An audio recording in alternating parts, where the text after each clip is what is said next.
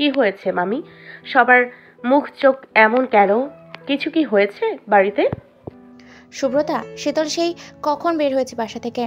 এত রাত হয়েছে এখনো ফিরেনি, আর ফোনটাও বন্ধ বলেছে। ওর বান্ধবীরা বললো আজকে কোচিংয়ে যায়নি। মেয়েটার কোনো বিপদ হলো না তো? হিমালয় তখন বিচলিত কণ্ঠে বলে, তাহলে চাচি আম্মা, তুমি আমাকে ফোন করো না কেন এতক্ষণ? তোমাকে কয়টা ফোন দেওয়া হয়েছে বলো তো? আর এখন এসে বলছো তোমাকে কেন ফোন দেওয়া হয়নি? হিমালয় নিজের মোবাইল হাতে নিয়ে চেক করতেই দেখে 22টা মিসড কল। তখনই মনে পড়ে যায় রিয়া বারবার ফোন দেওয়াতে সুব্রতা হিমালয়ের ফোনটা সাইলেন্ট করে দেয়। হিমালয় কিছুটা রাগান্বিত চোখে সুব্রতার দিকে দৃষ্টি নিক্ষেপ করে। সুব্রতা ঘটনা বুঝতে পেরে অসহায় দৃষ্টিতে তাকায় হিমালয়ের দিকে। চলে যাচ্ছ? আমার ফোন সাইলেন্ট ছিল, তাই দেখতে পাইনি। আমাকে ক্ষমা করবেন। আমি আমার বন্ধু সাজিদকে একটা কল করে বলেই আসতে। ওকে নিয়ে একসাথে খুঁজতে বের হব। তোমরা কেউ চিন্তা করো না, ও হয়তো অন্য কোনো বান্ধবীর বাসায় আছে। সাজিদের নামটি উঠতেই সুব্রতার মনে পড়ে যায় শীতলকে বলেছিল সাজিদের কথা। তার মানে শীতল এখন সাজিদের সাথে, কিন্তু সুব্রতা চাইলেও এখন কাউকে এটা জানাতে পারবে না। হিমালয় বসা থেকে উঠে দাঁড়ায়, সাজিদকে ফোন করে। কয়েকবার রিং হচ্ছে, ফোনটা এখনো কানের মধ্যে হিমালয়ের। আর তখনই মেইন দরজায় দৃষ্টি আটকে যায় হিমালয়ের। সাজিদ সদর দরজায় দাঁড়িয়ে আছে। হিমালয় কান থেকে ফোনটা নামিয়ে আরেকটু এগিয়ে যায় সাজিদের দিকে। তোকে ফোন দিচ্ছিলাম আর তুই আছিস, কিন্তু এত রাতে তুই এই বাসায়? আচ্ছা ছাড়। শোন, শীতলকে কোথাও খুঁজে পাওয়া যাচ্ছে না, আমাদের এক্ষুনি বের হতে বাড়ির হবে। সকলেই চল। এখন সদর দরজার দিকে দৃষ্টি নিক্ষেপ করে আছে। আচমকা সাজিদ নিজের হাত পেছনে নিয়ে হাত ধরে টেনে সামনে নিয়ে আসে শীতলকে। শীতল এতক্ষণ সাজিদের পেছনেই লুকিয়েছিল ভয়ে। সাজিদ অনেকটা লম্বা হওয়ার কারণে খুব সহজেই লুকাতে পেরেছে শীতলকে দেখি সবাই বসা থেকে দাঁড়িয়ে যায়। শীতলের মা দৌড়ে শীতলকে বুকে জড়িয়ে নেয়। হিমালয় শান্ত কণ্ঠে বলে, থ্যাংক গড তুই শীতলকে পেয়েছিস। যাক, অবশেষে শীতল সুস্থ সবল বাড়িতে ফিরেছে। তা তুই একে কোথায় পেলে? আর আমাদের একটা ফোন করলি তো পারতে। সবাই কত টেনশনে ছিল বলতো? সাজিদ হিমালয়ের সামনে এসে দাঁড়ায়, চোখে চোখ রাখে। সাজিদের চোখে মুখে আজ অন্য এক অনুভূতি। তা দেখে বোঝা মুশকিল ওর ভেতরে কি চলছে। সাজিদ শীতলের দিকে তাকায়। ওকে কোথাও পাইনি, ও বিকেল থেকে আমার সাথেই ছিল। মুহূর্তেই বাড়ির সকলের ভাবভঙ্গি পাল্টে যায়। সবাই অবাক দৃষ্টিতে সাজিদকে দেখতে লাগলো। হিমালয় এখনো শান্ত দৃষ্টিতে তাকিয়ে আছে। নীরবতা ভেঙে হিমালয় বলে, মানে ও তোর সাথে বিকেল থেকে ছিল, কিন্তু কোনো কারণ কি? সাজিদ স্বাভাবিক স্বরে বলে, আমি শীতলকে ভালোবাসি, আর শীতলও আমায় পছন্দ করে। আমি আমেরিকা চলে যাব, তাই ওর সাথে দেখা করতে চেয়েছিলাম, তাই ও আমার সাথে এসেছিল। এ কথা শোনার সাথে সাথেই শীতলের বাবা শীতলের হাত টেনে কষিয়ে এক থাপ্পড় বসায়। মুহূর্তে পুরো বাড়ির সকলে চমকে যায়। শীতল গালে হাত দিয়ে কাঁদতে থাকে। সাজিদ শীতলের সামনে এগিয়ে যায় উদাস কণ্ঠে, আঙ্কেল প্লিজ ওকে মারবেন না।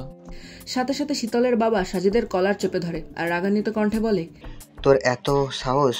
তুই চৌধুরী বাড়ির মেয়ের ইজ্জতের দিকে নজর দিয়েছিস? তুই আমার মেয়ের দিকে চোখ তুলে তাকিয়েছিস? হিমালয়ের বন্ধু ভেবে তোকে ছেড়ে দিব ভেবেছিস?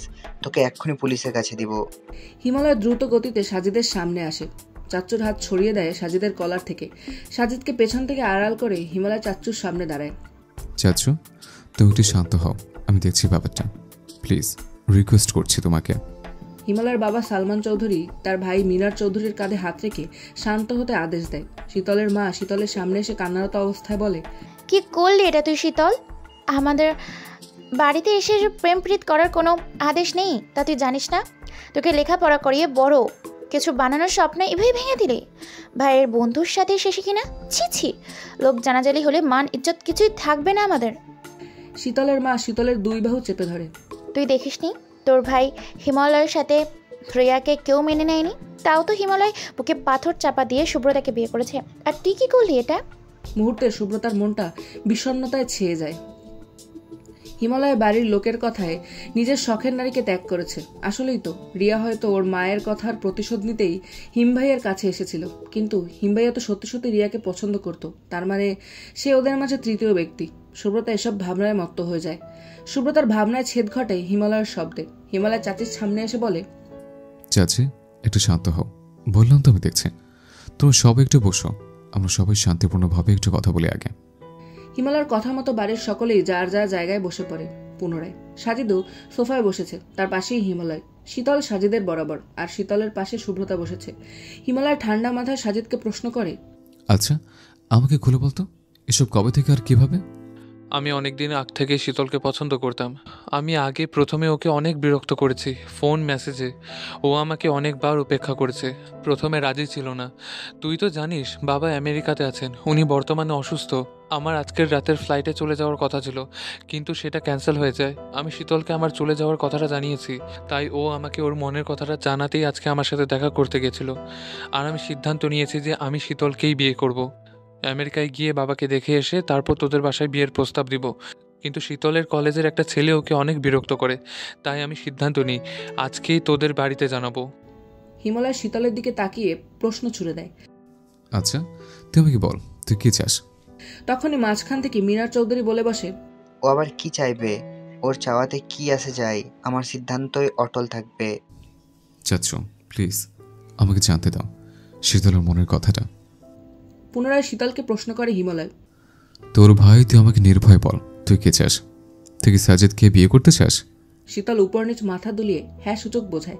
তখনই মিনার চৌধুরী পুনরায় রেগে মেগে বসা থেকে উঠে এসে শীতলের সামনে দাঁড়িয়ে পুনরায় থাপ্পড় মারতে যায়।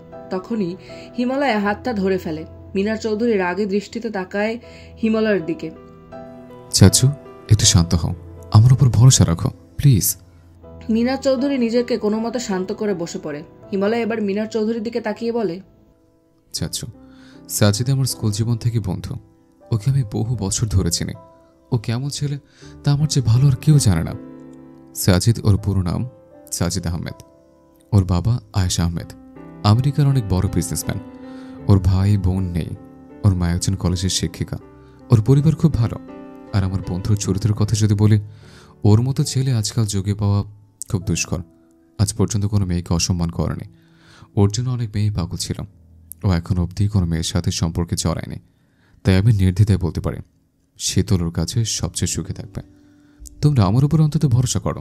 আমার বন্ধু হয়ে সাফাই গাইছো, এতই ভালো, তাহলে বন্ধুর বোনের দিকে কুনজর কিভাবে দাও? আঙ্কেল, আঙ্কেল, আমি শীতলকে ভালোবাসি, আমি কোন নজর কেন দেব? তুমি আমাদের মাঝখানে একদম কথা বলবে না। হিমালয় সাজিদকে ইশারায় থামতে বলে। দেখো মিনার, আমার মনে হয় সাজিদ ততটাও খারাপ ছেলে না। ও তো আর আমাদের শীতলের সাথে প্রেম করেনি, সোজা বিয়ের জন্য এসেছে। তুই একবার ভেবে দেখ। ভাইয়া, তুমি এখন ওদের দলে। সবাই কান খুলে শুনে রাখো, আমি এই বিয়ে কখনোই মানবো না, মানে না। শীতল এবার বসা থেকে দাঁড়িয়ে যায়। তারপর আচমকা দৌড়ে সিঁড়ি বেয়ে নিজের রুমে ঢুকেই দরজা ঠাস করে বন্ধ করে দেয়। দরজা বন্ধ করার শব্দে নিচে খুব ভালোভাবে শোনা যায়। সকলেই সাথে সাথে দৌড়ে শীতলের রুমের দিকে ছুটে আসে। শুধুমাত্র মিনার চৌধুরী ঠায় দাঁড়িয়ে থাকে। সবাই জোরে জোরে দরজা ধাক্কাতে থাকে, এক একজন এক একভাবে সান্ত্বনা দিতে থাকে। সাজিদার হিমালয়ের প্রস্তুতি নিতে চায় দরজা ভেঙে ফেলার। তখনই দরজার ওপাশ থেকে শীতলের কণ্ঠ ভেসে আসে। চিন্তা করো না, আমি আত্মহত্যা করব না বাবা। বাবা যতদিন আমার আর সাজিদের সম্পর্ক মেনে না নেবে, ততদিন আমি এক ফোঁটা পানিও পান করব না। শীতল, পাগলামি করো না, আমি আছি তো। আর হিমালয় আমি মিলে কিছু একটা সমাধান বের করে নেব। তুমি প্লিজ বের হয়ে আসো। মা, মা তুই দরজা খোল, আমি তোর বাবার সাথে কথা বলবো। মা, তুমি বাবাকে ভালো করেই চেনো, বাবা কেমন একরোখা। হিমালয় সবাইকে থামতে বলে। ওকে সময় দাও কিছুক্ষণ, একা থাকতে দাও। আমি একটু পর আবার চাচুর সাথে একান্তে কথা বলবো। হিমালয় সাজিদের দিকে তাকিয়ে বলে, এখন যা, আমার উপর ভরসা রাখ, আমি আজকের মধ্যেই সমাধান করব। সাজিদ চোখের ইশারায় বোঝাতে চায় ও এখন শীতলকে এভাবে রেখে যেতে চায় না। হিমালয় চোখ দিয়ে ইশারা সূচক করে সান্ত্বনা দেয় সাজিদকে। সাজিদ হিমালয়কে জড়িয়ে ধরে, তারপর দরজার এপাশ থেকে বলে, শীতল, আমি আবার আসবো। আর এইবার যখন আসবো তখন তোমাকে একেবারে নিজের বউ করে নিয়ে যাব। তুমি অপেক্ষায় থাকো। বাকিরাও যার যার মতো চলে যায়। শীতলের মা যেতে চায় না। হিমালয় তাকেও বুঝিয়ে সুঝিয়ে বাড়িতে পাঠিয়ে দেয়। তখনই বাড়িতে প্রবেশ হয় তুষারের। বাড়ির পরিবেশ কেমন একটা থমথমে। তুষারের কোনো কিছুই বোধগম্য হচ্ছে না। তখনই তুষার দেখলো হিমালয় বেখায়ালিভাবে সিঁড়ি দিয়ে ধীরে ধীরে নামছে। তুষারের সামনে আসতে হিমালয় সম্বিত ফিরে পায়। তুষার হিমালয়কে দেখেই বুঝতে পারে কিছু একটা বাড়িতে হয়েছে। অতঃপর এই মুহূর্তে তুষার হিমালয়ের মুখ হতে সবকিছু শুনলো। তারপর দুজনেই সিদ্ধান্ত নেয় দুজনে এই বিষয়টা নিয়ে মিনার চৌধুরীর সাথে কথা বলবে। দুজনে একসাথে মিনার চৌধুরীর রুমে প্রবেশ করে। মিনার চৌধুরী ওদের দেখে বুঝতে পারে ওরা কোন উদ্দেশ্যে এসেছে, তাই তিনি থমথমে ভরাট কণ্ঠে জানায়, তোমার দুজন কেন এসেছো আমি কি জানি, কিন্তু আমি এটা নিয়ে আর একটা কথাও বলতে চাই না। মামা, আমি তো এই বাড়ির সব থেকে বড়, আর আমি যথেষ্ট ম্যাচিওর। তুমি নিজেই বলো, তাহলে আমার কথা অন্তত একবার শোনো। এদিকে শীতল এখনো অব্দি দরজা বন্ধ করে কেঁদেই যাচ্ছে। কয়েকবার ওর মা এসে সান্ত্বনা দিয়ে গেছে। কয়েকবার সুব্রতাও এসেছে, কিন্তু শীতল কারোর সাথে কথা বলে না। কিছুক্ষণ বাদে দরজায় আবারও টোকা পড়ে। শীতল, দরজা খোল। আমি তুষার ভাই। তোর জন্য খুশির সংবাদ আছে। তাড়াতাড়ি খোল, আর তাড়াতাড়ি খেয়ে দে, ঘুমিয়ে নিজেকে ঠিক কর। না হলে তো আবার সাজিদের মায়ের সামনে পেতনির মতো দেখাবে, তখন এমনিই রিজেক্ট হয়ে যাবে। শীতলের কান্না মুহূর্তেই থেমে যায়। তড়িঘড়ি করে দরজা খোলে। সামনে দেখতে পায় তুষার আর হিমালয়, আর দুজনের মুখেই উজ্জ্বল হাসি লেগে আছে। নিচে ডিনার করবে। আমি সাজিদকে ফোন করে জানিয়ে দিচ্ছি কাল ওর মাকে নিয়ে আমাদের বাড়িতে আসবে। সবাই খাবার খেতে বসেছে। হিমালয় প্রথম সাজিদকে কল করে সব জানায়। ওদিকে সাজিদ তো খুশিতে আত্মহারা হয়ে যায়। সবাই খাবার শেষ করে সাজিদের সাথে কথা বলতে বলতে হিমালয়ের দেরি হয়ে যায়, তাই ও সবার শেষে ডাইনিং টেবিলে বসে। সবাই যার যার মতো টেবিল ছেড়ে উঠে যায়। সুব্রতা সবার আগেই খাবার খেয়ে নেয়, তাই হিমালয় আর বাকিরা ডাইনিংয়ে আসার পূর্বেই সুব্রতা চলে যায়। হিমালয় খাবার শেষ করে আর কিছুক্ষণ বড়দের সাথে ডাইনিং এর কালকের বিষয়ে আলোচনা করতে থাকে। রাত 1টা বেজে যায়। সকালে অফিস, তাই হিমালয় ঘুমানোর উদ্দেশ্যে রুমে চলে আসে। রুমে প্রবেশ করতেই দেখে পুরো রুম ফাঁকা। সুব্রতা কোথাও নেই। ওয়াশরুমের দরজাটাও খোলা। আসার পূর্বেই দেখেছে শীতলের রুমের দরজা লাগানো ছিল, তাই হিমালয় নিশ্চিত সুব্রতা ওখানে আছে, আর বড়রা সবাই নিচে। সুব্রতা ছাদের এক কোণে বসে আছে। আকাশটা আজকে কেমন মেঘাচ্ছন্ন। কালো আকাশে সাদা সাদা মেঘ উঠছে, তারাদের কোনো দেখা নেই। চাঁদটাও মেঘের আড়ালে ঢাকা পড়ে আছে। তবে কি আজকে আকাশটাও সুব্রতার মনের মতোই বিষণ্ণ হয়ে আছে? আকাশটা তো একটু পর বৃষ্টি জড়িয়ে নিজের ভারী বুক হালকা করবে, কিন্তু সুব্রতা এখনো কানের কাছে বাজছে। সাজিদের সাথে যখন হিমালয় কথা বলে তখন সুব্রতা আড়াল থেকে সবটা শুনে নেয়। তবে একটা কথায় সুব্রতা থমকে যায়, যখন হিমালয় সাজিদকে বলে, আমি আমার একান্ত মতামত জানাতে ব্যর্থ ছিলাম। বাড়ির সকলের ইচ্ছাতে নিজের ইচ্ছার জ্বলন জুড়ে দিয়েছে, কিন্তু আমি মনে মনে ভেবেই নিয়েছিলাম আমার সাথে যেটা হয়েছে শীতলের সাথে আমি তা হতে দিব না। আমার বেলা আমি প্রতিবাদ করতে পারিনি, তবে ওর বেলায় করব। এই এতটুকু কথাই যথেষ্ট ছিল সুব্রতার মন ভেঙে চুরমার করে দিতে।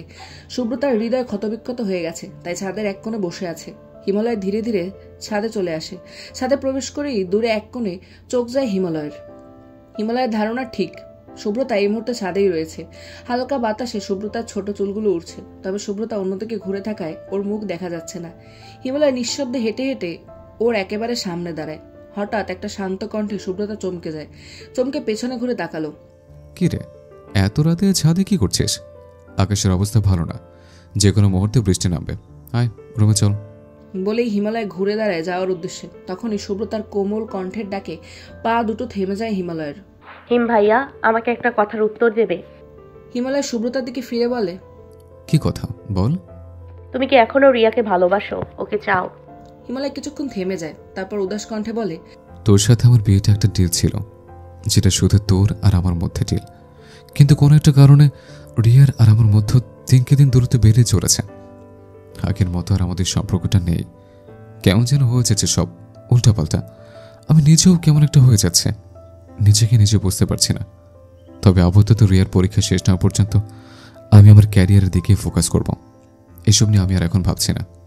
সুব্রতার কিছু বলে না, শুধু তাকিয়ে থাকে। চল এবার ঘরে। হিমালয় হাঁটা শুরু করে। সুব্রতাও হিমালয়ের পেছনে পেছনে নেমে যায় ছাদ থেকে। দুজনেই রুমে প্রবেশ করে।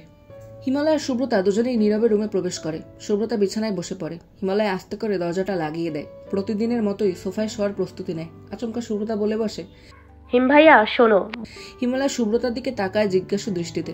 বলছিলাম, তুমি তো অনেকটা লম্বা, তোমার সোফায় ঘুমোতে খুব কষ্ট হয়। এই কাত ও কাত হতে ঝামেলা হয়, সকালে অফিস করতে হয়, আর আমি ঘুমোতে পারো না। আমি তো ফ্লোরে ঘুমোতে পারি না। আর সমস্যা নেই, আমার এখন অভ্যাস হয়ে গেছে। সুব্রতা পুনরায় ইতস্তত করে বলতে থাকে, বলছিলাম তুমি আমার সাথে বিছানায় এসে ঘুমাও। এই যে মাঝখানে কোলবালিশ দিয়ে দিচ্ছি, তাহলে আর কোনো সমস্যা হবে না। এত বড় খাট, আমার একা এত বড় খাটের দরকার হয় না। তুমি চাইলে ঘুমোতে পারো। হিমালয় কিছুক্ষণ আকাশ কুসুম চিন্তা করে, পরক্ষণে নিজের বালিশের চাদর নিয়ে বিছানায় চলে আসে। সুব্রতা কোল বালিশটা দুজনের মাঝখানে রেখে দেয়। হিমালয় আর কোনো সারা শব্দ করে না, এক কাত হয়ে শুয়ে পড়ে। সুব্রতা ঠিক উল্টো দিকের খাটের ডান পাশে কাত হয়ে শুয়ে আছে। সুব্রতাও ল্যাম্পশেডের বাতিটা বন্ধ করে নিজে উল্টো দিকে ফিরে কাত হয়ে শুয়ে পড়ে। সুব্রতা আজকের দিনে ঘটে যাওয়া সকল ঘটনা পুনরায় ভাবতে থাকে। পরক্ষণে আবার সুব্রতার মন মস্তিষ্ক পাল্টে যায়। সুব্রতার মস্তিষ্ক পুনরায় মনস্থির করে, যে করেই হোক রিয়ার ভাবনা, রিয়ার স্মৃতি সবকিছু হিমভাইয়া জীবন থেকে মুছে দেবে। উপরওয়ালা চেয়েছেন বলেই ওর সাথে হিমালয়ের বিয়ে হয়েছে। যেখানে উপরওয়ালা ওদের জুটি লিখে দিয়েছেন, সেখানে অন্য কারো ঠাঁই নেই। এসব ভাবতে ভাবতেই সুব্রতা একবার উকি দিয়ে দেখলো হিমালয় ঘুমের দেশে পাড়ি জমিয়ে দিয়েছে ইতিমধ্যে। আর সেই সুযোগে সুব্রতা কোলবালিশটা মাঝখান থেকে সরিয়ে নিজের সাইডে নিয়ে রেখে দেয়। তারপর চুপচাপ নিজের চোখ দুটো বন্ধ করে নেয়। মধ্যরাত হঠাৎ সুব্রতার ঘুম ভেঙে যায়। সুব্রতা নিজের শরীরের উপর ভারী কিছু অনুভব করে। পরক্ষণে বুঝতে পারে হিমালয় ওর উপর নিজের হাত পা দিয়ে আষ্টে পৃষ্ঠে জড়িয়ে ধরে রেখেছে কোলবালিশ ভেবে। সুব্রতার অনেকটা অস্থিরতা কাজ করছে। শরীরে এক অদ্ভুত শিহরণ অনুভূত হচ্ছে। হিমালয়ের উষ্ণ গরম নিঃশ্বাস সুব্রতার ঘাড়ের উপর পড়ছে। এতে সুব্রতার আরো বেশি অস্থিরতা লাগছে। নিজেকে কোনো মতে নিয়ন্ত্রণে রেখে আবারও ঘুমানোর চেষ্টা চালায় সুব্রতা। সকাল হয়ে আসে। সূর্যের কিরণ রুমে প্রবেশ করে। পাতলা ফিনফিনে সাদা পর্দা ভেদ করে আবছা আলো ছড়িয়ে পড়ে রুমের মধ্যে। সুব্রতার মাথার সামনে ছিল অ্যালার্ম ঘড়ি। আচমকা ঘড়িতে অ্যালার্ম বেজে ওঠে। সুব্রতার ঘুম ভেঙে যায়। হালকা করে চোখ খোলে। হাতড়িয়ে ঘড়িটা হাতে নেয়। অল্প স্বল্প চোখ খুলে তাকায়। সকাল 7টা বাজে। হিমালয়ের অফিস যেতে হবে কিছুক্ষণ পরেই। আজকে বিছানায় ঘুমানোর কারণে গভীর ঘুমে আচ্ছন্ন হয়ে আছে। অচেতনভাবে ঘুমিয়ে আছে হিমালয়। সুব্রতা ধীরে ধীরে হিমালয়ের দিকে ঘোরে। হিমালয়ের ঘুমন্ত মুখটা দেখতেই সুব্রতার মুখে হাসি ফুটে ওঠে। সুব্রতা এবার হালকা উঠে আচ্ছা অবস্থায় হিমালয়ের দিকে কিছুটা ঝুঁকে আছে। হিমালয়ের হাত এখনো সুব্রতার গায়ে, কোমর জড়িয়ে আছে। সুব্রতা খুব মনোযোগ সহকারে দেখতে থাকে ঘুমন্ত হিমালয়কে। এক অদম্য ইচ্ছা জাগ্রত হয় সুব্রতার মনে। সুব্রতার হৃদয় প্রফুল্ল হয়ে ওঠে মুহূর্তেই। সুব্রতা ধীরে ধীরে নিজের ঠোঁটজোড়া এগিয়ে নিয়ে যায় হিমালয়ের ঠোঁটের পানে। সুব্রতার উষ্ণ নিঃশ্বাস এসে আশ্রয় পড়ছে হিমালয়ের মুখমণ্ডলে। মানুষ অভ্যেসের দাস। একটা মানুষ প্রতিদিন যে সময় ঘুম থেকে ওঠে তার বোধহয় অ্যালার্মের দরকার পড়ে না। সময় মতো আপনা আপনি ঘুম উড়ে যায় হিমালয়েরও। তাই হলো। হঠাৎ করে হিমালয়ের ঘুম ভেঙে যায়। সুব্রতার ঠোঁট ছোঁয়ানোর পূর্বেই হিমালয় জাগ্রত হয়ে যায়। চোখ খুলে তাকাতেই সুব্রতাকে নিজের এত কাছে দেখে হিমালয়ের চোখ দুটো বড় বড় হয়ে যায়। সুব্রতা এক প্রকার হকচকিয়ে ওঠে। হিমালয়ের এভাবে হঠাৎ জেগে ওঠে। সুব্রতা একটা শুকনো ঢোক গেলে হিমালয়ের থেকে কিছুটা দূরত্ব বজায় করে নেয়। তবে এখন ওর দিকে ঝুঁকে আছে সুব্রতা। হিমালয়ের কপাল কুঁচকে প্রশ্নসূচক দৃষ্টিতে তাকায়। কি হচ্ছে নাকি সুব্রতা? সকাল সকাল তুই আমার উপর ঝুঁকে কি করতে চাচ্ছিলে? সুব্রতা কিছুটা মৃদু স্বরে প্রকাশ করে, ঘুমন্ত অবস্থায় তোমাকে দেখছিলাম, কি অমায়িক লাগছিল, তাই ওই একটু ইচ্ছে করছিল একটা পাপ্পি দিতে, তাই। সুব্রতা সম্পূর্ণ কথা শেষ করার আগেই হিমালয় কিঞ্চিত স্ফীত হয়ে বলে, অশুভ হয়ে যাচ্ছিস দিনকে দিন। সুব্রতা, এটা কি ধরনের ব্যবহার? সুব্রতাও কিছুটা অভিমানের দৃষ্টিতে তাকায়। হিমালয় পুনরায় বলতে থাকে গম্ভীর মুখে, আমার উপর থেকে ওঠ সুব্রতা। সুব্রতাও এবার কিঞ্চিত রাগ দেখিয়ে বলে, কিভাবে উঠবো? আমি তোমাকে ধরে রেখেছি নাকি তুমি আমাকে? সুব্রতার কথায় হিমালয়ের জ্ঞান ফেরে। ভালো করে দেখলো হিমালয় নিজেই সুব্রতাকে জড়িয়ে ধরে আছে। সাথে সাথে হাত দুটো সরিয়ে ফেলে সুব্রতার চিকন পাতলা কোমর হতে। হিমালয় মনে মনে কিছুটা লজ্জাবোধ করে, কিন্তু মুখে তা প্রকাশ পায় না। সুব্রতা ব্যাপারটা বুঝতে পেরে সাথে সাথে উঠে যায়, আর হিমালয় উঠে পড়ে। হিমালয় বিছানা থেকে নামতে যাবে, তার আগেই সুব্রতা হিমালয়ের টি শার্ট ধরে টান দেয়। হিমালয় পেছন ঘুরে তাকায়। সুব্রতার টি শার্ট ধরে টান দিতেই হিমালয় কিছুটা ঝুঁকে পড়ে। সুব্রতা দুষ্ট হাসি হেসে ফিসফিস করে বলে, মর্নিং কিসটাই তো আমার দেয়া হলো না হিম ভাইয়া। বলে সুব্রতা ঠাস করে হিমালয়ের ডান গালে আলতো করে চুমু দিয়ে দেয়। হিমালয়ের চোখ তো কপালে উঠে যাওয়ার উপক্রম। হিমালয় সেখানে স্তব্ধের ন্যায় বসে থাকে, গালে হাত দিয়ে ধরে রাখে কিছুক্ষণ। সেই সুযোগে সুব্রতা দৌড়ে ওয়াশরুমে ঢুকে যায়। হিমালয় এবার হুঁশ ফেরে, আর সাথে সাথে জোরে জোরে চেঁচিয়ে বলে, সুব্রতা, তাড়াতাড়ি বের হ, আমার অফিসে লেট হয়ে যাবে। আর খবরদার ভুলেও টাওয়াল পরে বের হবে না। সুব্রতা কোনো প্রত্যুত্তর করে না। হিমালয় হতাশ হয়ে বিছানায় বসে থাকে। আজকে সকাল সকাল যা যা ঘটল তা মাথা থেকে ঝেড়ে ফেলতে পারছে না। হিমালয়ের কাছে সুব্রতার এমন কাণ্ডে বিরক্তি প্রকাশও হচ্ছে না, আবার ভালো লাগছে কিনা তাও বোঝার উপায় নেই। কিছুক্ষণ বাদে সুব্রতা ওয়াশরুমের দরজাটা হালকা ফাঁক করে উকি দিয়ে শান্ত কণ্ঠে বলে, হিম ভাইয়া। হিমালয় দ্রুত ওয়াশরুমের দিকে তাকায়। হিমালয় একটা রহস্যময় হাসি দিয়ে বলে, মোটেও না, দেব না আমি। থাকতো এইভাবে ভেজে ওয়াশরুমে। সুব্রতা একটা বাঁকা হাসি দিয়ে দুষ্ট স্বরে বলে, ঠিক আছে, আমি নিজেই বের হয়ে নিয়ে নিচ্ছি, তবে আমাকে দোষারোপ করতে পারবে না পরে। আমি এখন সম্পূর্ণ খালি গায়ে বের হয়ে আসবো। হিমালয়ের সাথে সাথে জোরে চেঁচিয়ে ওঠে, এই না না না না, আমি দিচ্ছি, প্লিজ বের হোস না। বলেই হিমালয় ধীর পায়ে আলমারির দিকে এগিয়ে যায়। কাবার্ড খুলে প্রথম সারি থেকে একটা ড্রেস আর সাদা টাওয়াল নিয়ে ওয়াশরুমের দিকে অগ্রসর হয়। অন্যদিকে মুখ ঘুরিয়ে রেখে সুব্রতার দিকে জামা আর টাওয়াল এগিয়ে দেয়। হিমালয়ের এমন ব্যবহার দেখে সুব্রতা মুখ সামান্য ভেঙচি কাটলো। তারপর এক প্রকার থাবা মেরে হাত থেকে ড্রেস আর টাওয়াল নিয়ে ঠাস করে দরজা লাগিয়ে দিল। হিমালয় এবার ওয়াশরুমের দরজার দিকে তাকিয়ে একটা হতাশার নিঃশ্বাস নিয়ে সেখান থেকে প্রস্থান করে পুনরায় বিছানায় বসে। কিছু সময় অতিক্রম হওয়ার পর সুব্রতা পুনরায় ওয়াশরুমের দরজা কিঞ্চিত ফাঁক করে উকি দেয়। হতাশ কণ্ঠে বলে, হিম ভাই আরেকটা শেষ উপকার করবে? হিমালয় এবার বিরক্ত কণ্ঠে বলে, আবার কি হলো?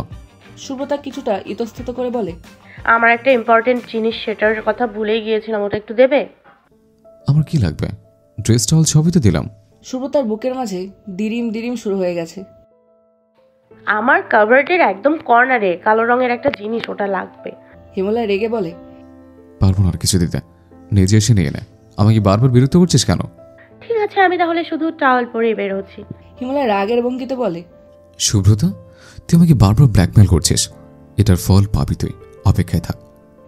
বলেই আলমারির কাভার্ড খুলে পুনরায় হিমালয় সুব্রতার কথা বলা অনুযায়ী কর্নারের কালো জিনিসটা হাতে নিয়ে কাভার্ড লাগিয়ে ঘুরতেই হিমালয় হতভম্ব হয়ে দাঁড়িয়ে পড়ে। বিস্ফোরিত নয়নে তাকায় হাতে জিনিসটার দিকে। চোখ দুটো কেমন স্তব্ধ হয়ে গেছে, হার্টবিট বেড়ে গেছে। বার কয়েক ঢোক গিলে জিনিসটা উঁচু করে ধরতেই ধপাস করে হাত থেকে মাটিতে পড়ে গেল। হিমালয় চোখ দুটো বন্ধ করে জোরে জোরে নিঃশ্বাস নিচ্ছে। এটা কি ছিল? শেষ পর্যন্ত সুব্রতা ওকে দিয়ে এটাও ধরিয়ে ছাড়লো। মেয়েটা এতটাই নির্লজ্জ হয়ে গেল কিভাবে? সুব্রতা পুনরায় জোরে চেঁচিয়ে বলে, কি হলো হিম ভাইয়া? আমি আর কতক্ষণ এভাবে ভিজে দাঁড়িয়ে থাকবো? আমার তো ঠান্ডা লেগে যাবে। হিমালয় রেগে মেগে রাগান্বিত কণ্ঠে বলে, সিরিয়াসলি শুভ্রতা, তোর কি লজ্জা শরম সবকিছু বিসর্জন দিয়ে দিয়েছিস? আমাকে দিয়ে তুই কি নাওছিস? সেটি কি আদৌ তোর মাথায় আছে? সুব্রতা স্বাভাবিক স্বরে বলে, হ্যাঁ জানি তো, ওটা তো আমার। সুব্রতা সম্পূর্ণ কথা শেষ করার পূর্বেই হিমালয়কে ধমকের স্বরে থামিয়ে দেয়। একদম চুপ, আমি পারবো না দিতে, নিজে নিয়ে নে। সুব্রতা অসহায় কণ্ঠে বলে, এমন করছো কেন হিম ভাইয়া? আমি এখন বের হয়ে ওটা আনতে গেলে রুমটা পুরো ভিজে যাবে। বলার পূর্বেই হিমালয় বলে, ওকে ফাইন, দিচ্ছি।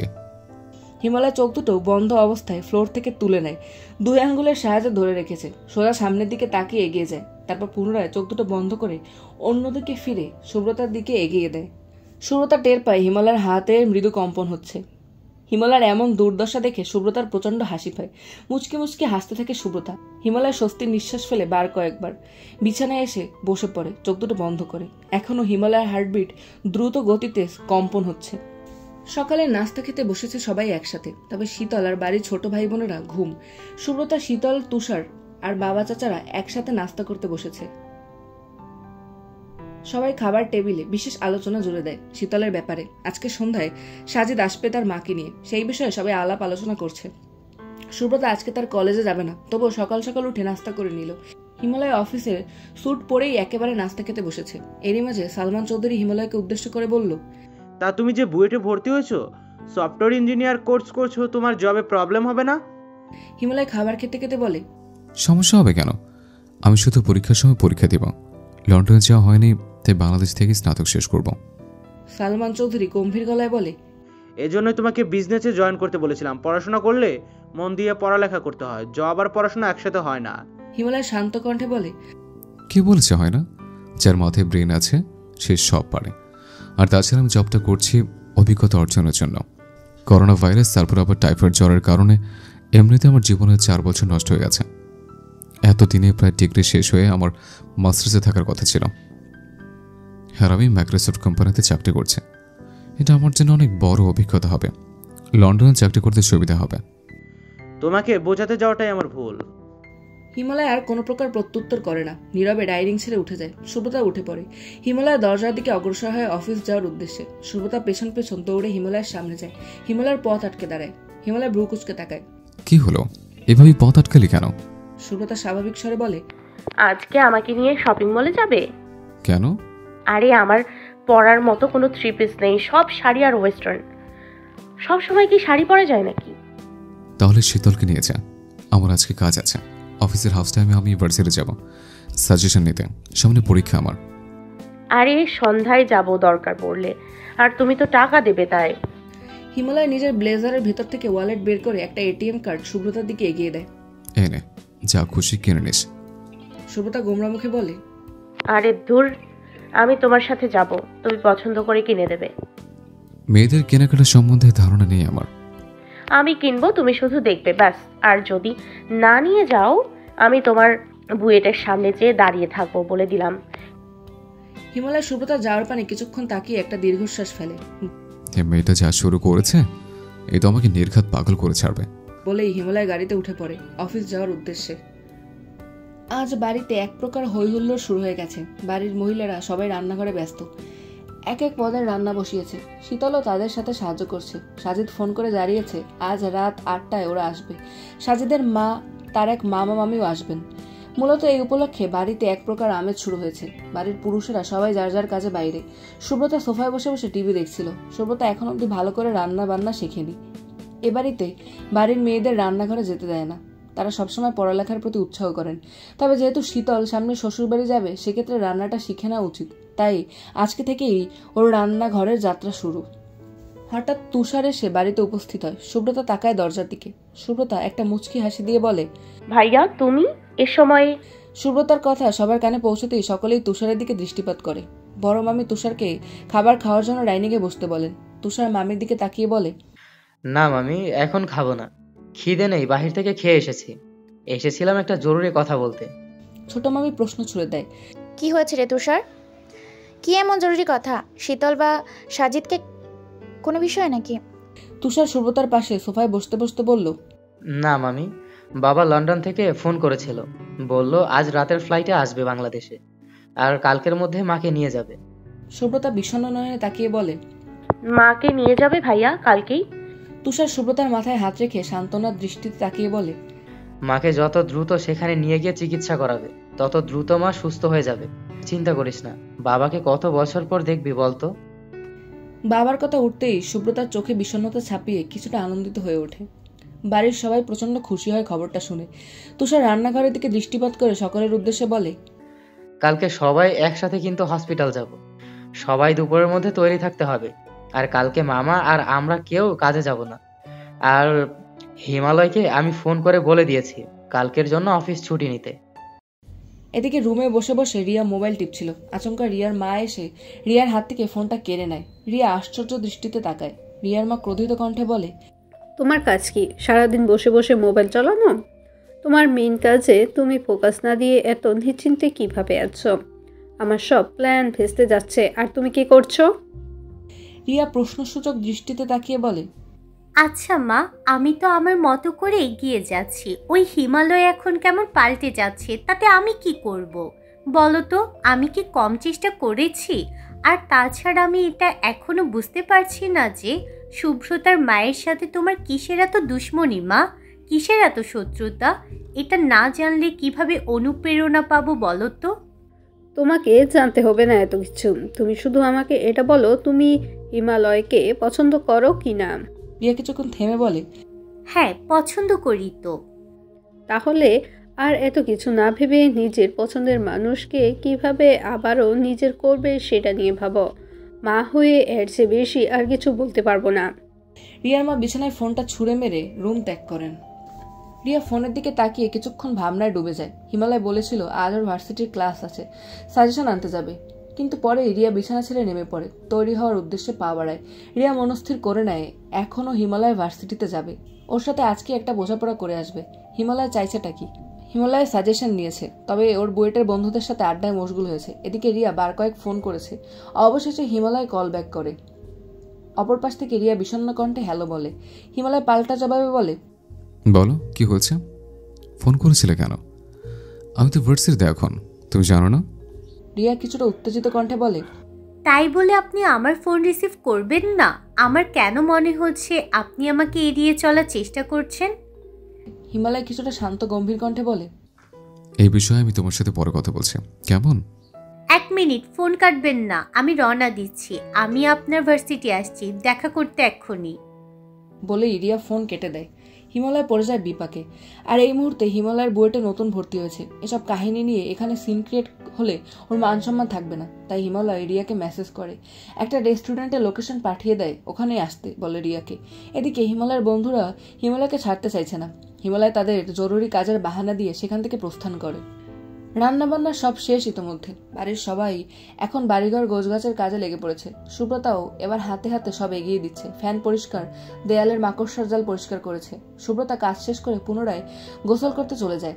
গোসল শেষ করে এসে তৈরি হওয়ার জন্য প্রস্তুতি। আজকে তো শপিং করতে যাবে। হিমালয়কে ফোন করবে ভেবে আর করে না। হিমালয় এখন ভার্সিটিতে হয়তো ইম্পর্টেন্ট কাজে ব্যস্ত, এখন ফোন নাও তুলতে পারে। এই ভেবে ফোন দেয় না সুব্রতা। একেবারে তৈরি হয়ে রওনা দেওয়ার পূর্বেই ফোন করে নেবে। সাজিদের মামা মামি তৈরি হয়ে ইতিমধ্যে সাজিদের বাসায় হাজির হয়। সাজিদ বাড়িতে নেই। ও বাজারে এসেছে মিষ্টি, ফলমূল, আরও কিছু খাবার জাতীয় কিনতে। প্রথমবার মেয়ে দেখতে যাবে, তাও আবার নিজের ভালোবাসার মানুষ। দুহাত ভরে খাবার না নিলে তো আবার শ্বশুরবাড়ির লোক ভাববে জামাই কিপটে। সাজিদ অনেকবার হিমালয়কে ফোন করেছে যাতে ওর সাথে বাজারে যায়, একটু সাহায্য করে কেনাকাটায়। একা একা এত কিছু কিভাবে আনবে, কিন্তু হিমালয় জানাই হিমালয় ব্যস্ত আছে ভার্সিটিতে, তাই সাজিদ একাই চলে যায়। সাজিদের বন্ধু মহলের সংখ্যা খুব কম, তার সবচেয়ে ঘনিষ্ঠ একমাত্র হিমালয়। এছাড়া সাজিদার কারোর সাথে তেমনভাবে মেশে না। এবার বলো তোমার কি হয়েছে, আর এত তাড়াহুড়ো করে দেখা করতে চাইলে কেন?